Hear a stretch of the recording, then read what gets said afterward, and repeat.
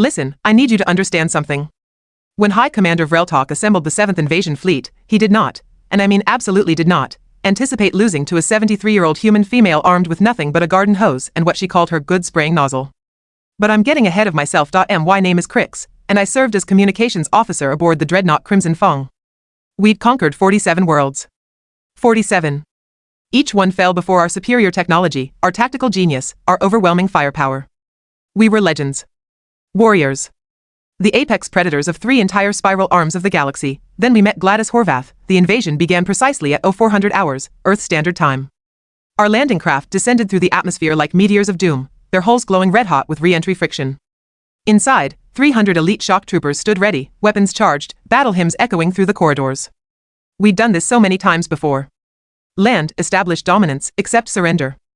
Simple. Clean. Effective, except our navigation officer, that incompetent fool Drex, had miscalculated by approximately 600 kilometers. Instead of landing in the designated clearing near what humans called Washington, the District of Columbia, we touched down in suburban Ohio. Specifically, we landed in a backyard garden in the town of Millerville, crushing approximately 40 square meters of tomato plants, 3 rows of green beans, and something Gladys would later inform us were her prize-winning zucchini. I should have known right then we were in trouble. The landing ramp descended with our trademark hydraulic hiss, and High Commander Vrel'tok strode forward in his full ceremonial armor. 8 feet tall, scales gleaming like polished obsidian, 4 arms spread wide in the traditional gesture of conquest. Behind him, shock troopers fanned out in perfect formation, plasma rifles humming with lethal energy. Humans of Earth. Vrel'tok's voice boomed, amplified by his helmet speakers. Your world is now property of the Drak'thar Empire. Surrender immediately and your deaths will be swift and for crying out loud. We all froze. The voice had come from the small dwelling adjacent to the garden. The door, which humans call a screen door, slammed open with a bang that made half our troopers flinch.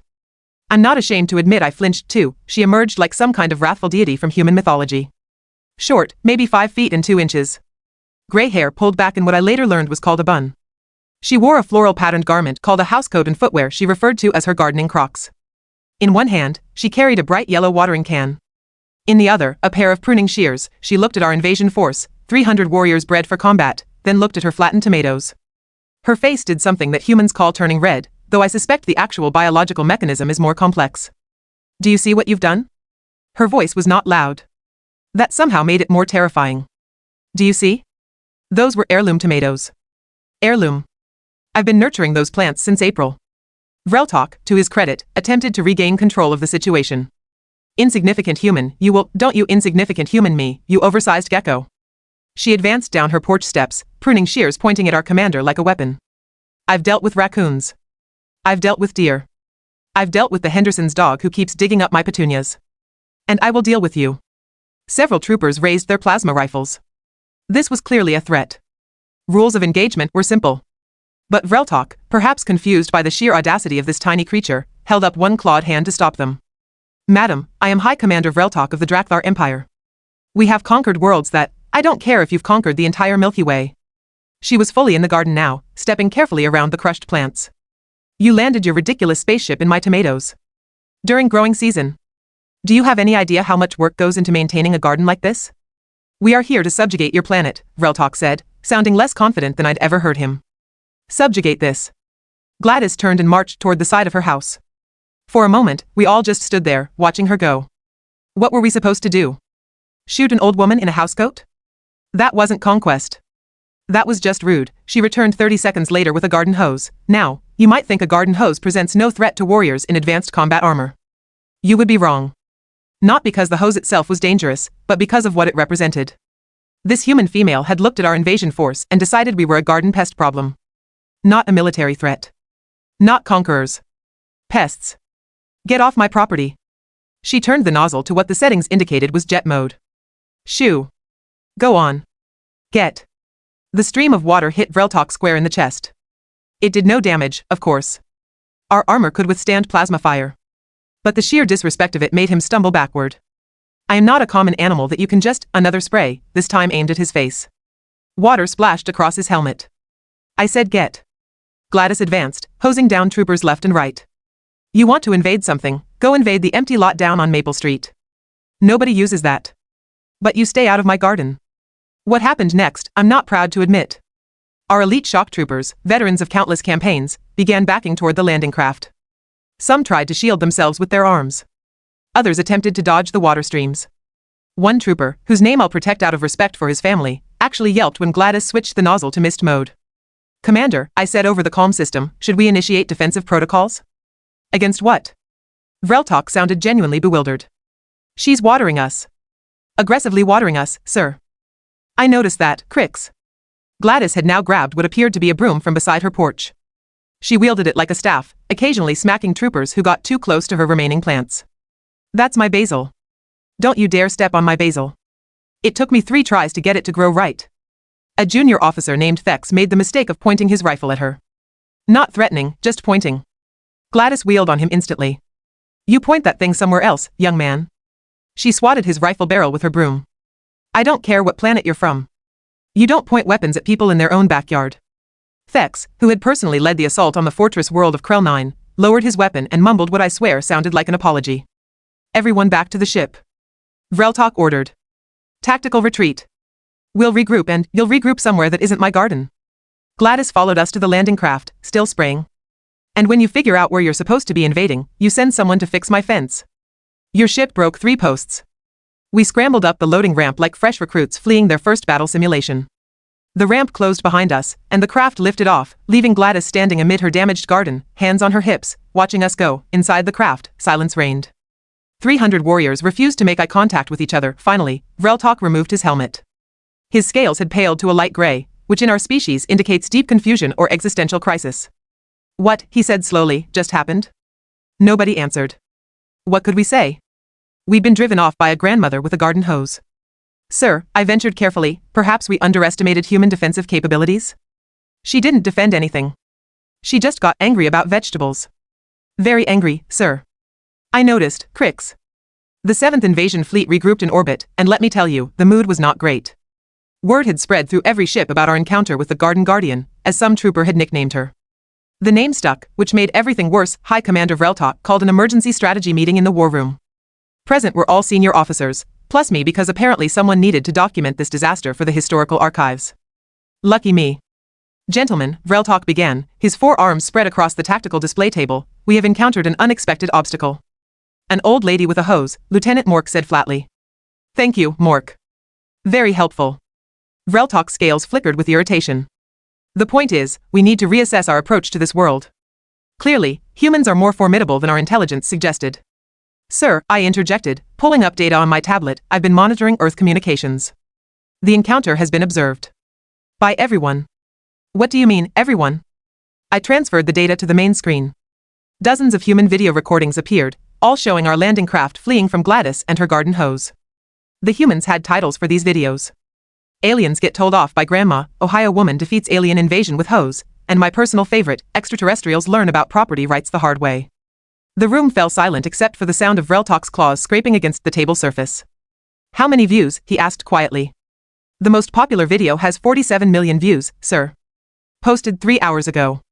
47 million. "Yes, sir. Also, there are numerous comedy sketches, animated parodies, and something humans call memes. Would you like me to explain what a meme is?" "No, Crix. I would not."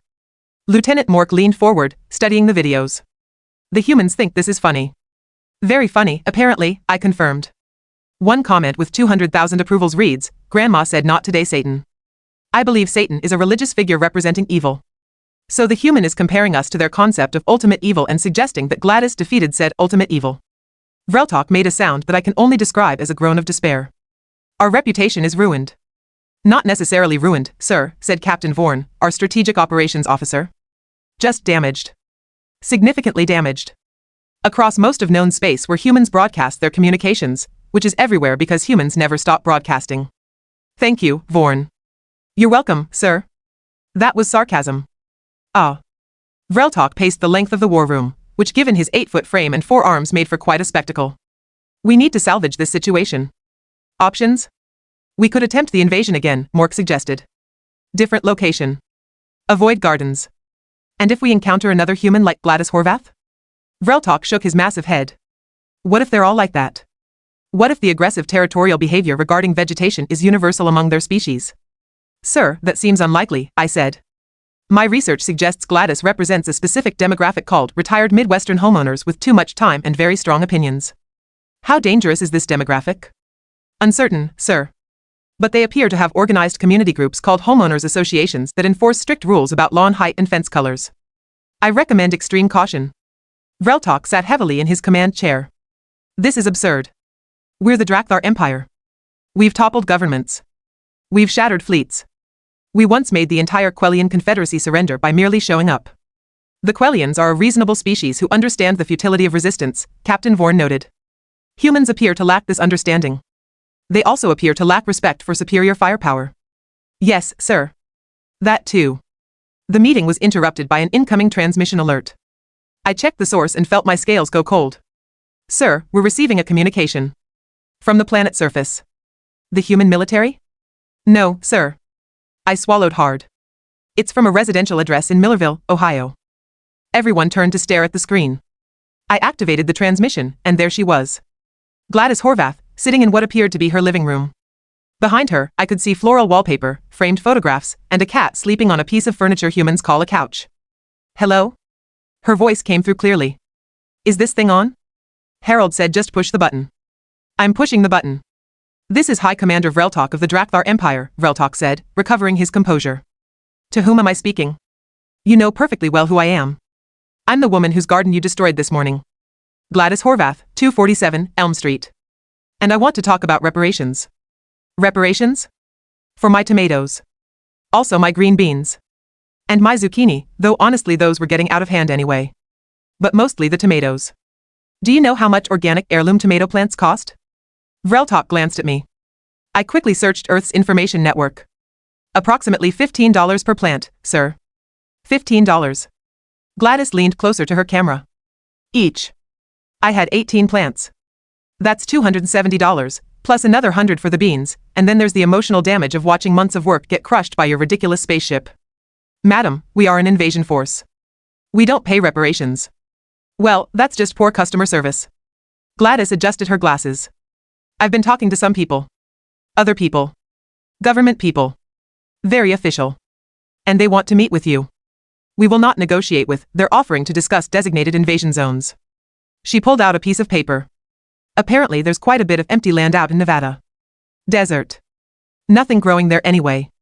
You could land your ships, do your whole invasion speech thing, and nobody's vegetables get hurt. The war room fell silent. We all looked at each other. They're offering us designated invasion zones? Vrel'tok said slowly. In exchange for not destroying private property, yes. Also, they want to sell you bottled water. Apparently that video of your troops retreating from my hose has created what they're calling a lucrative merchandising opportunity. They're already printing t-shirts that say, I survived the garden invasion of 2025. Captain Vorn leaned over to me. Are humans always like this? I'm beginning to think yes, I whispered back. Vrel'tok rubbed his forehead with two of his hands. Let me understand this correctly. Your planet's government wants to negotiate the terms of their own invasion? They prefer to call it interstellar relations with clear boundaries and mutual respect for agricultural spaces. But yes, essentially. This is the most bizarre first contact scenario in recorded galactic history. Is it? Gladys peered at him through the screen. Or is it just common sense? You want to invade. Fine. People invade. It's a thing. But you do it in appropriate places, not in someone's backyard garden during tomato season. We have plasma weapons that could level your entire city. And I have a hose that made 300 of your soldiers run away like scared rabbits. So I think we're at what Harold calls a stalemate. She smiled, and it was somehow more terrifying than any battle cry. Now, are you going to meet with the government people, or do I need to come back out there with my hose? Because I will. I've got all day. Vrel'tok looked around the war room at his officers. Mork shrugged. Vorn made a gesture that translated roughly to, when you're beaten, you're beaten. I just nodded. Fine, Vrel'tok said, sounding utterly defeated. We'll meet with your government representatives. In Nevada. Excellent. I'll let them know. Oh, and one more thing. Yes? You're still fixing my fence. 3 posts. White vinyl. Home Depot has them on sale this week. The transmission ended before Vrel'tok could respond. For a long moment, nobody spoke. Then Lieutenant Mork started laughing. Quietly at first, then louder. Soon Captain Vorn joined in, then others. Even Vrel'tok cracked what passed for a smile among our species. Well, the High Commander said finally, I suppose we're going to Nevada. Sir, I said, making a note in my report, for what it's worth, this will make an incredible story. Crix, if you include any of this in your official report, I will personally throw you out an airlock. Understood, sir. I paused. Should I order those fence posts from Home Depot? Vrel'tok glared at me with all four eyes. I'll take that as a yes, sir. And that, my friends, is how the great Drak'thar Empire's invasion of Earth was defeated by a 73-year-old grandmother from Ohio who cared more about her tomatoes than she feared our plasma cannons. The negotiations in Nevada went surprisingly well. Turns out humans are very reasonable when you don't land on their stuff. We never did conquer Earth. But we did establish what humans call an embassy, and I've been stationed there ever since. Gladys sends me tomatoes every summer now. They're actually quite good, though I still flinch whenever I see a garden hose.